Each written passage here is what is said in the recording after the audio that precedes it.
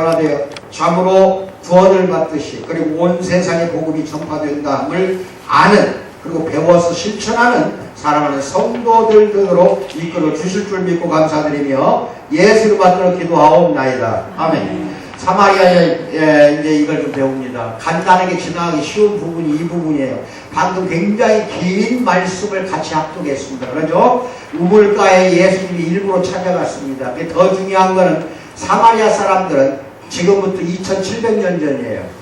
주전 722년 예루살렘 즉 북이스라엘이 아수르에 의해서 멸망을 당하고 남쪽 유다 땅은 그나마라도 멸망당하지 않았어요. 아시겠어요? 북이스라엘이 주전 722년이니까 지금은 2700이야. 2700년 전에 아수르에 의해서 멸망당하면서 현재 사마리아 땅에 살던 사람들이 있잖아요. 그죠? 네. 그 사마리아 땅에 살고 있던 남자들 다 끌고 가버렸어요. 여자들만 놔두고. 그래서 남자들을 아수르로 끌고 가고 여러 군데로 흩어버렸어요. 흩어버리고 그 땅에 살던 이방 민족들 남자들 데려다가 사마리아 땅에다 부어버렸어요. 그러면 사마리아 땅에는 누가 있었어? 여자들이 있었고 남자는 하나님을 전혀 모르는 이방 민족들이 들어와서 혼혈이 돼요. 그걸 아수르가 일부러 그런 정책을 써버린 거예요. 유대의 종교를 없애려고 하나님을 없애려고. 아시겠어요? 그 정책을 썼던 거예요. 그러니까 여기서 신약성경이 예수님이 왔을 때 신약성경은 사마리아인이 생긴 지 700년 후에요. 700년 후에 예수님이 와가지고 사마리아 땅을 가려고 하니 그 땅은 누구도 안 가려고 한다 이 말이. 왜? 혼혈족이기 때문에 100% 이스라엘 사람들이 아니라니까. 사마리아 사람들은 반절은 이방인의 피가 흐른다 이 말이. 가지고 이스라엘 사람들이 제일 싫어했고 근접하기를 꺼려했던 게 사마리아 사람들이에요. 아시겠어요? 근데 그 땅을 가려고 하지는 않는데 예수님은 사마리아 땅을 가야겠다 이렇게 아주 그냥 제자들한테 공표를 하는데 이때 어디서 그랬냐? 그 밑에 아래쪽에 유대 땅에서 그랬어요. 유대 땅까지 예수님이 제자들하고 같이 갔다가 이제 갈릴리로 가는 길에 사마리아를 거쳐야 돼요. 근데 사마리아 동네를 보통 거칠 때 이게 북쪽에서 남쪽 내려올 때도 사마리아를 거쳐야 현재 예루살렘에 갑니다. 그 가장 빠른 직선거리야. 예루살렘 유대 땅에 가가 유대 땅. 그다음 예루살렘 성전이 있는 그 땅에서 다시 갈릴리 북쪽에 있는 데로 가려면 사마리아를 거쳐가야 직선 코스인데 예수님 당시까지만 해도 서로 등을 돌리고 적과 적이 되어 있는 상태이기 때문에 서로 간에 꺼린다 이 말이에요. 그래가지고 그 땅을 안 가. 거치질 않고 위에서 내려오든 아래에서 위로 올라가든 유대에서 갈릴리로 갈 때에는 반드시 사마리아를 안 거치고도 갈 수 있는 길이 두 군데가 있었어요.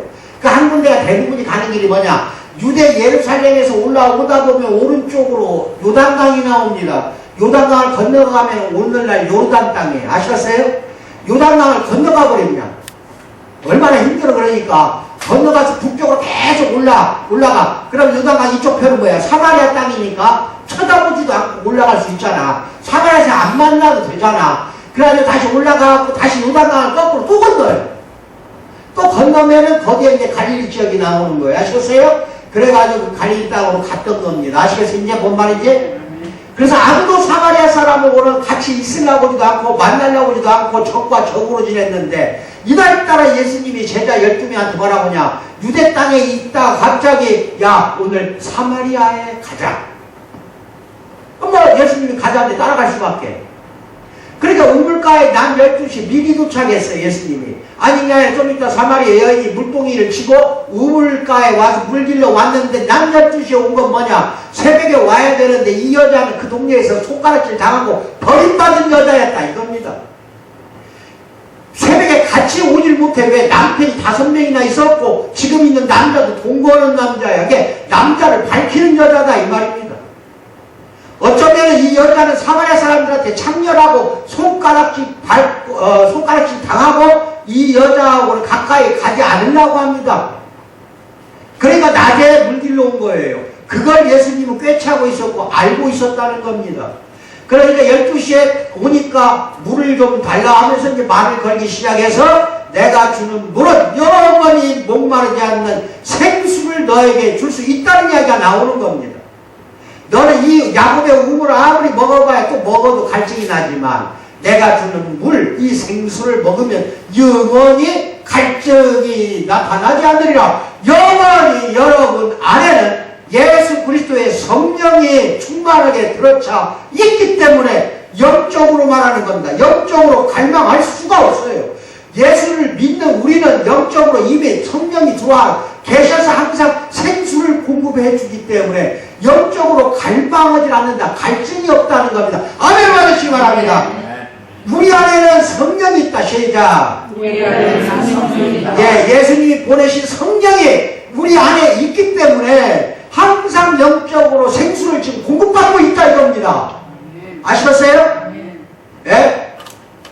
그 무당 있는 애들 보면은요, 아유, 그냥 딱 하면 소름이 쫙 끼쳐요. 무당 굳어는 데 가면은. 그 무당 하는 애들 보면은요, 귀신이 군대로 들어가 있어요. 그래서 내가 가면 내가 소름이 끼칠 정도라니까. 근데 영적으로 성령이 가득한 사람은요, 그런 무당 주판에서 그런 애들에게 노름에 장단을 맞추고 춤추지 않는다는 말입니다. 잘 들으셔야 됩니다. 여러분은 영원히 남은 여생을 이 교회에서 나와 함께 성령 충만한 가운데에서 삶을 살아가시기 바랍니다. 금일도 오세요. 우리 이정일 목사 갈수록 보니까 아주 그냥 은혜로워요. 또 수요일날 또 저녁 예배도 마찬가지고. 이게 자꾸 와서 또 내가 영적으로 피곤하고 지칠 때 있어요, 없어요? 지칠 때 있잖아. 육체가 지치면 영도 지쳐.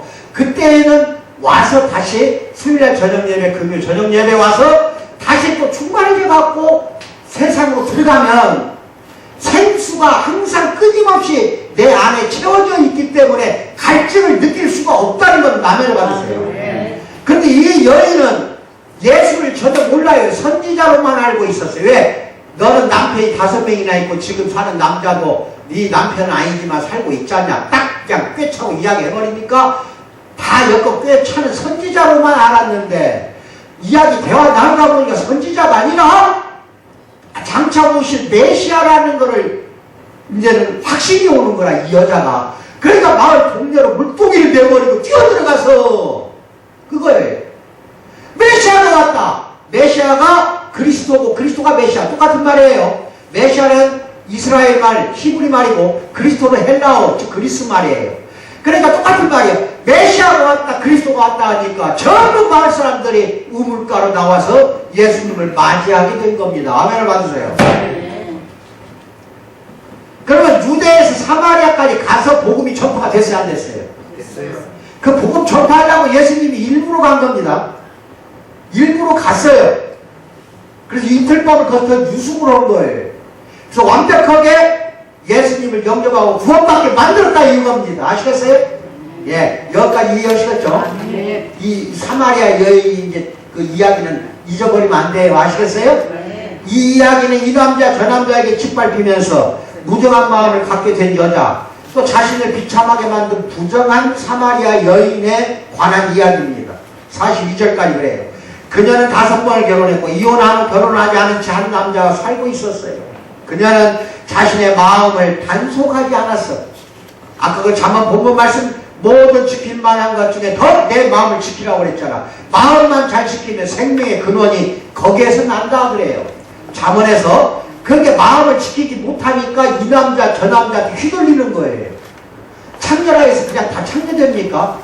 그냥 이 남자가 꼬시면 넘어가고 저 남자가 꼬시면 넘어가고 이리 꼬셔 저리 꼬셔 그럼 다 넘어가다 보면 남자가 삶에 살 때 수백 명 된다는 소리야. 뭔 말인지 알아요 몰라요?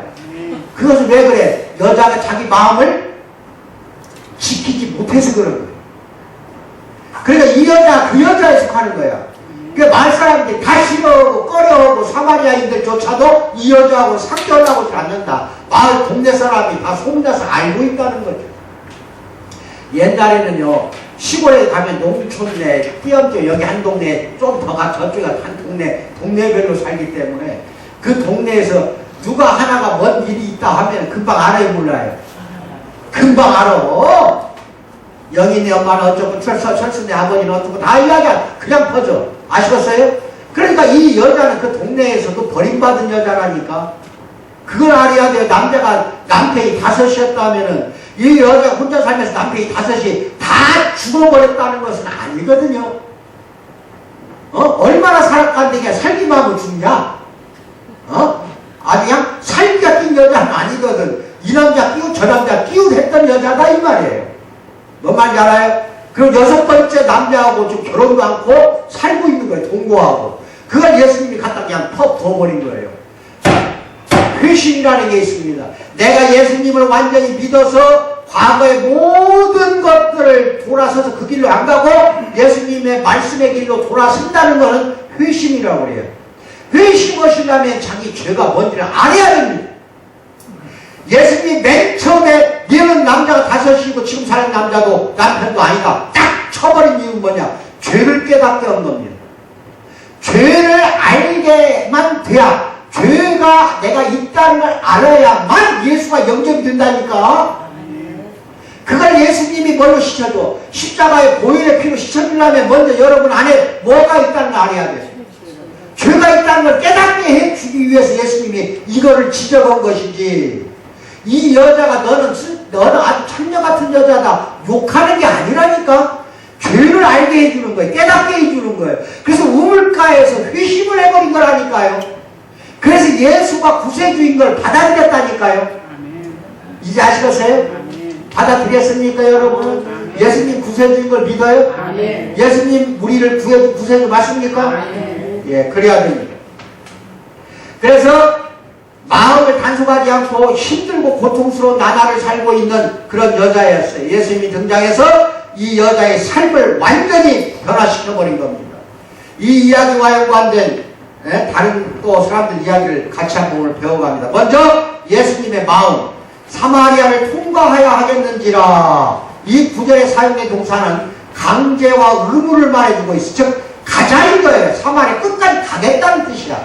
유대와 갈릴리로 오갈 수 있는 그 통행로가 있었는데 방금 내가 설명했죠. 사마리아 안 거쳐도 되는데 굳이 왜 예수님이 가려고 했냐? 이건 목적이 있었다는 겁니다. 이 여자를 만나야만이 그 여자를 통해서 사마리아 고을 전체가 예수님을 영접하게 되어 있단 말입니다. 이 여자로 인해서. 그래서 이 여자를 회심시키려고, 회개시켜서 나를 받아들이게 하려고 그 과거까지도 다 이야기를 해버린 겁니다. 뭐 예수님이 뭐 점쟁이입니까? 점쟁이가 아니요. 예수님은 하나님이니까 우리가 뭘 하는 거 다 알아요. 다 알아. 우리 눈물 흘리는 거 다 알고 머리카락까지 숫자가 몇 개인지 우리는 몰라도 예수님은 알고 하나님은 안다니까? 그러니까 그냥 그대로 그냥 이야기할 수밖에 없고, 이 여자의 마음을 터치를 해주니까 변화가 오면서 예수님이 메시아로 그냥 받아들이면서 동네 전체 메시아로 소문을 내버리잖아요. 이게 복음 전도의 순서야. 잘 알고 계셔야 됩니다. 아시겠어요? 예? 어찌하여 나한테 사마리아 여인이 나한테 그렇게 달려가느냐 이거예요. 자, 우리 주님이 선택하는 것은 지형이 좋거나 나쁘거나 민족적 편견이 있으나 없으나 아무 상관없이 접근했다는 거. 우리도 그렇게 해야 됩니다. 아시겠어요?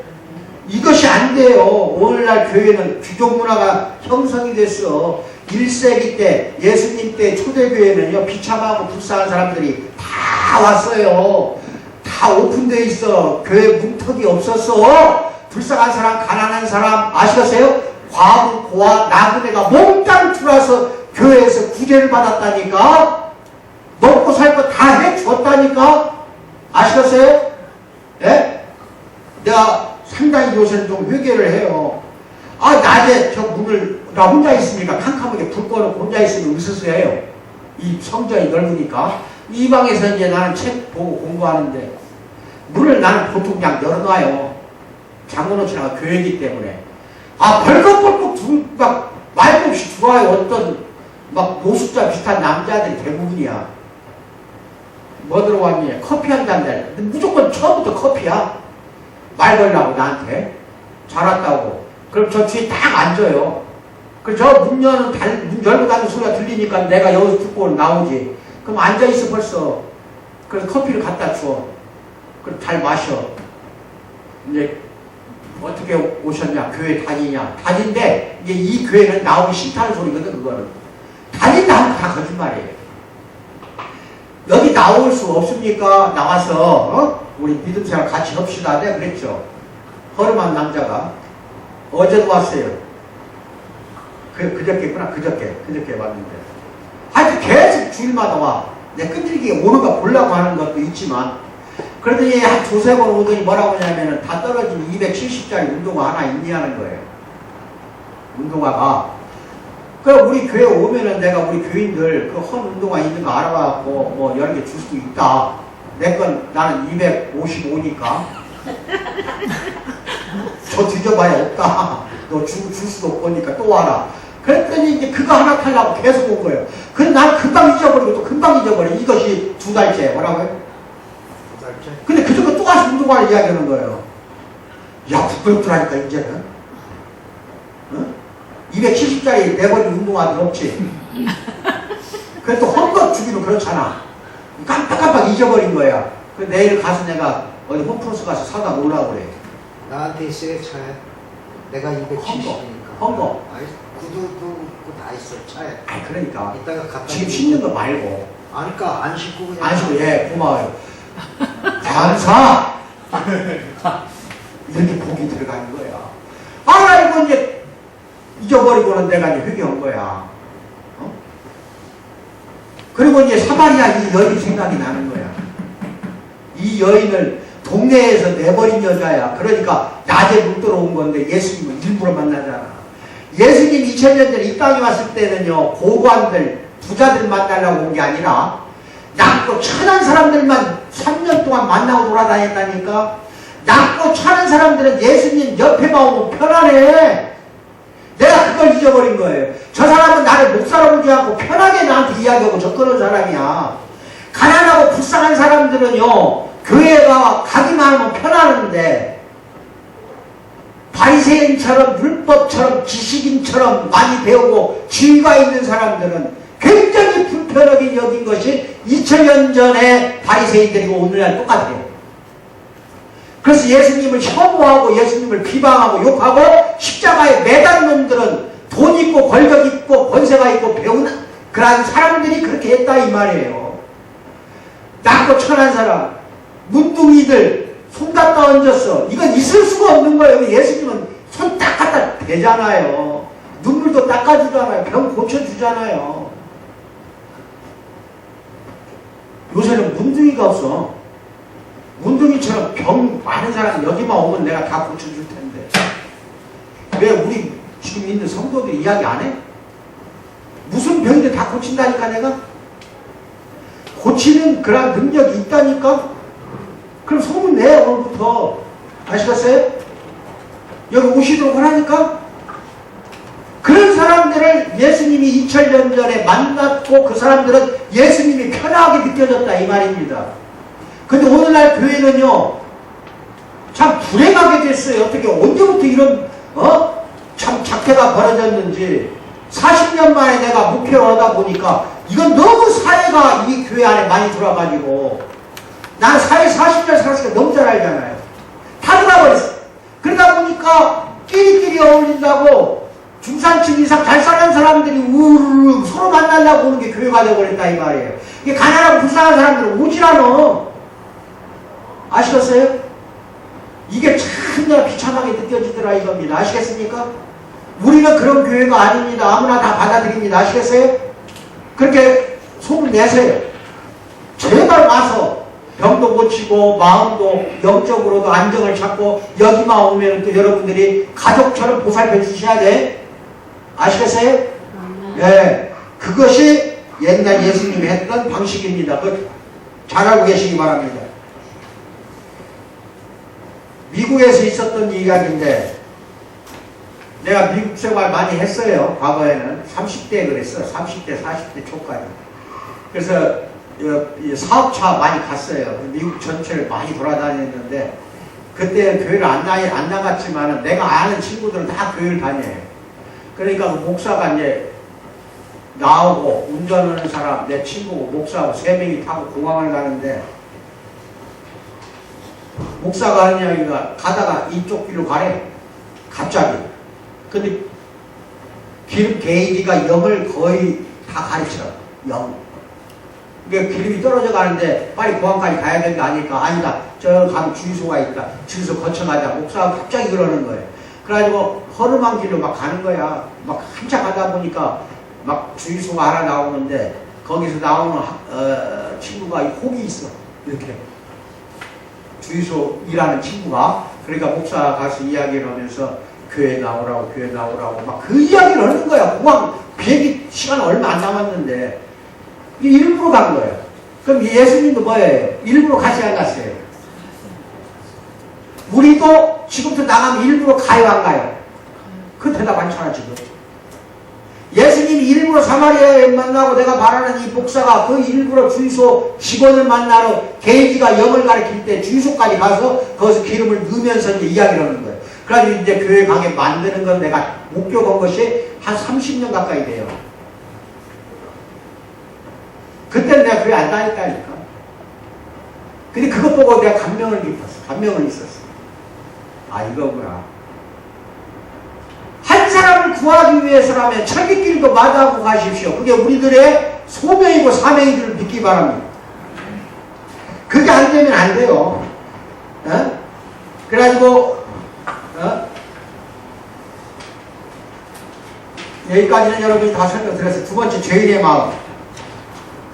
요한이 복음서를 쓰면서 독자들이 오직 이것을 기록하면 너희로 예수께서 하나님의 아들 그리스도이심을 믿게 하려 하며 또 너희로 믿고 그 이름을 힘입어 생명을 얻게 하려 함이니. 이걸 쓴 것은 너희로 힘입어 생명을 얻게 해주려고 그리스도라는 것을 믿고 그래서 힘입어 생명을 얻어라 이겁니다. 이 요한복음 기록 목적을 20장 31절에서 사도 요한이 쓰고 있다 이거예요.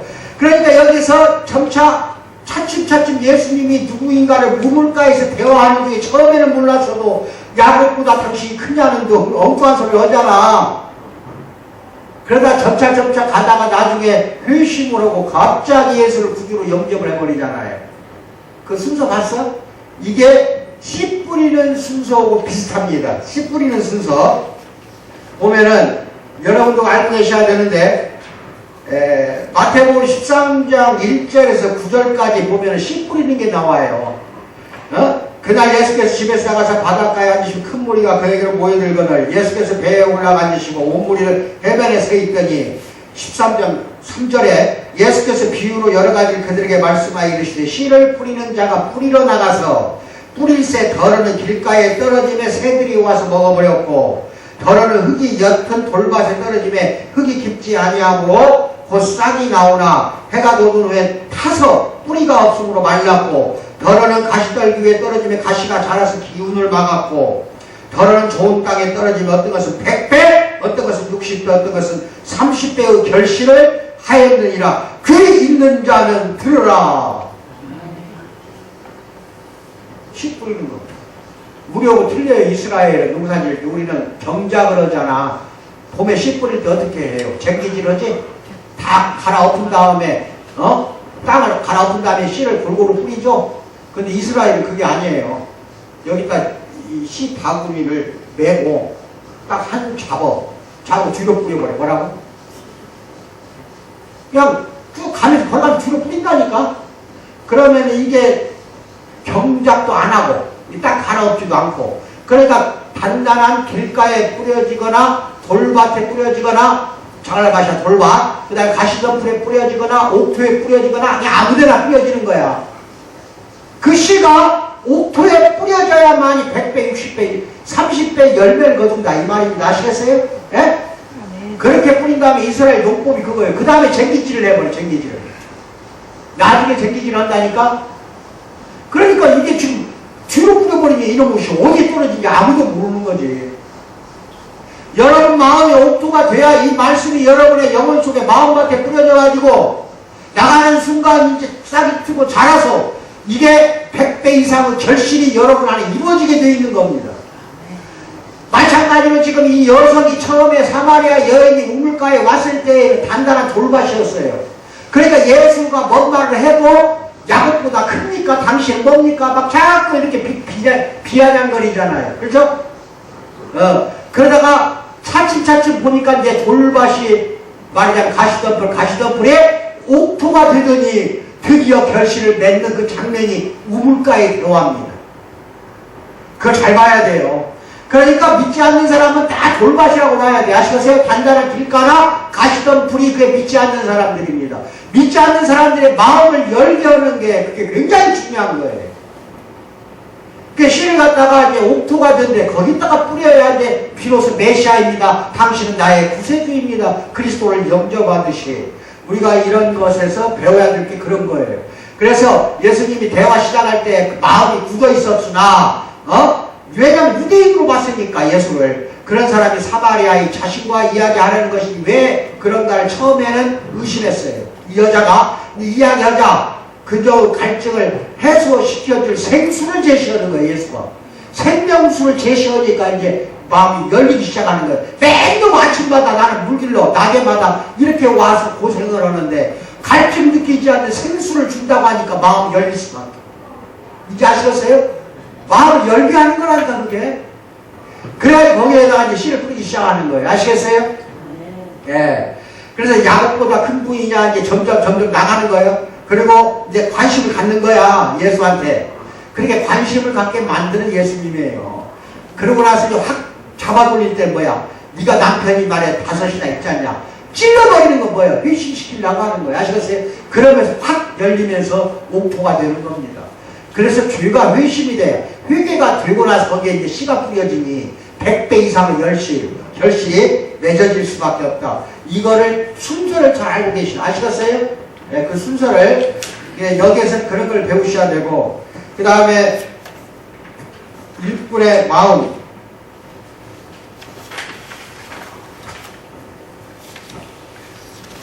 이거 들어가기 전에 시카고에서 있었던 일인데 시카고에 어느 책을 읽으니까 이게 나와요. 밑바닥 사람들하고 일하는 사람이 있었어요. 시카고의 밑바닥 인생을. 근데 거기 밑바닥 사람들 중에 한 창녀가 집도 없이 몸은 병들어가는 중에 2살 난 딸아이의 음식을 살 수 없는 비참한 상태로 그 일하는 사람에게 다가왔어요. 눈물 범벅이 된 그녀는 마약을 사기 위해 2살배기 딸을 변태적인 섹스 좋아하는 남자들에게 빌려주었다고 그래요. 그리고 돈 받는 거예요. 도저히 참고 듣기 어려울 정도로 끔찍한 이야기에 그는 무슨 말을 해야 할지 몰라 잠잡고 있었어요. 마침내 그는 그녀에게 왜 교회에 가서 도움을 요청해 봤냐 하고 물어봤어요. 그러니까 그녀는 그냥 한마디로 소리를 치는 거예요. 교회 가서 도와달라고 하지 왜 2살배기 딸을 왜 그랬냐 하니까 뭐라고 하냐. 교회라고요? 거기 왜 가요? 그 사람들을 보면 내가 더 비참하게 느껴질 텐데요. 이런 말을 하는 거예요. 이거 참 아이러니입니다. 오히려 교회에 오면 더 편안하지 않을 거 아니에요. 교회 왜 가야 돼? 왜? 나 안 갑니다. 나 거기 가지 마면 내가 더 비참해집니다. 이거예요. 어쩌다 보니 우리 교회 안에 존경받는 사람들이 모인 공동체만 조성이 된 거야. 그냥 사회에서 존경받는 우리들만 교회에 앉아있는 거예요. 내가 여기에서 너무 큰 자극을 받았어. 이 글을 읽으면서 이제는 어떤 사람이 오더라도 우리 교회는 그렇게 돈 가지고 그렇게 허덕거리는 교회는 아니잖아요. 아시다시피 사업하고 있고. 그렇기 때문에 좀 왔으면 좋겠는데 왜 이렇게 안 오는지 나 하나님이 왜 이렇게 나를 안 보내주시는지 기도 제목이라니까. 나가서 찾아야 돼 이제는. 그 여러분과 내가 이제 나가서 찾아야 돼. 밑바닥 사람들은 전혀 교회를 던져버렸다는 결론이 나오잖아요. 어? 인디아에 있었던 일화입니다. 문둥병 아버지가 딸 결혼식을 하는데 교회에서 해요. 딸이 교회에서 하는데 결혼식을 아버지는 문둥이 환자입니다. 그래 차숙에서 딸이 결혼식 끝날 때까지 계속 울고 있더랍니다. 왜 그랬을까? 자기 딸이 지금 교회에서 결혼식을 하고 있는데 아버지는 문둥이 환자야. 들어갈 수가 없어. 그 들어와야 되는 거거든요. 그리고 집에서 필요행이라고 해서 이제 결혼잔치 만들어 주고 싶은데도 주최할 자신이 없는 거예요. 인도에 나가면 지금도 문둥이 환자가 많습니다. 내가 인도 사역을 쭉 했었으니까 아는데 지금도 가장 많은 데가 거짓, 비참한 사람, 과부, 고아 많은 데가 아프리카인 줄 아세요? 인도, 거의 인도도 그래요. 거의 같아요. 숫자가. 아프리카나 인도나. 왜 이렇게 비참한 사람이 많은지. 그래서 인도에 문둥이 이렇게 치료해주는 병원에 어떤 사람이 가가지고 문둥이가 앉아있는데 어깨를 손을 딱 얹었답니다. 의사가. 이게 막 떨면서 물들여. 그래서 왜 우느냐고 물어보니까 지금까지 내 몸에 손댄 사람이 한 번도 없었다 이거예요. 스킨십. 그래서 옛날 2000년 전 예수님 시대 문둥이나 오늘날이나 무엇을 더 큰 상처받는 줄 아십니까? 그 사람들은 감각 없어요. 마음에 감각 없습니다. 왜? 문둥이 환자는 처음 진행할 때는 아픈지 몰라도 어느 정도 진행이 되면 신기억이 다 죽어 있어요. 그러니까 눈이 파먹어 가는지 손이 썩어들어가고 떨어져 나가는지 코가 떨어지다가 몰라. 문둥이 환자들은. 그래도 손대니까 막 물들어가는 거예요. 이게 뭐예요? 마음이 육체의 질병이 많은 사람들은 사회에 나가서 피해버리니까 사회 사람들이 저놈 자식은 술 중독자예요. 피해버리잖아요. 빨리 가버리든지. 그때마다 그 사람들이 느끼는 게 무엇을 느끼는 줄 아십니까?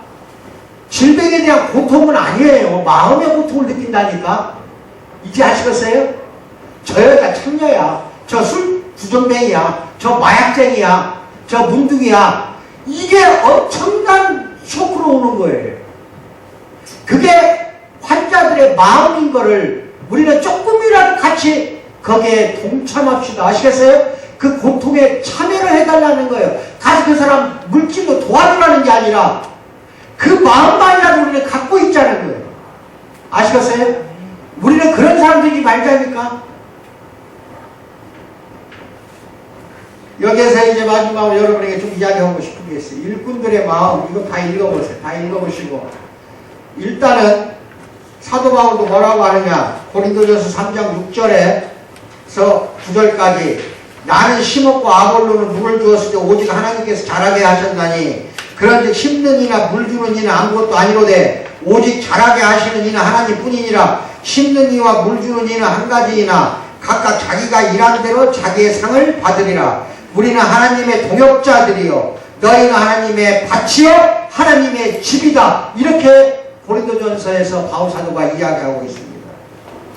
심는 사람 따로 있고 물 주는 사람 따로 있지만 자라게 하는 분은 한 분뿐이에요. 누구예요? 하나님밖에 없다 이거예요.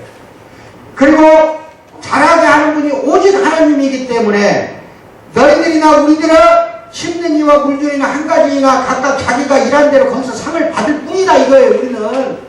아시겠어요?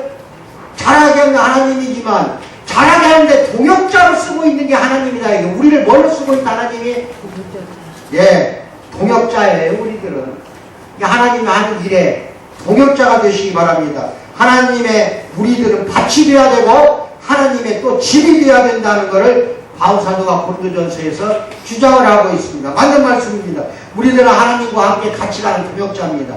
또 하나님의 밭이 되어야 되고 하나님이 집이 되어야 된다는 거. 그렇게 해서 여러분이나 나는 참으로